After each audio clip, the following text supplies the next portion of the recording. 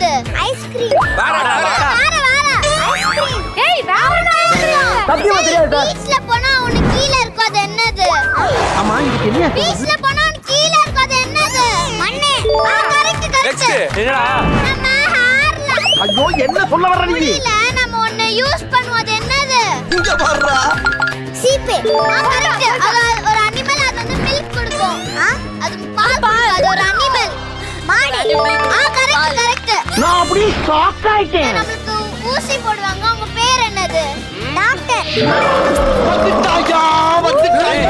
ஏய் டேய் முட்டை.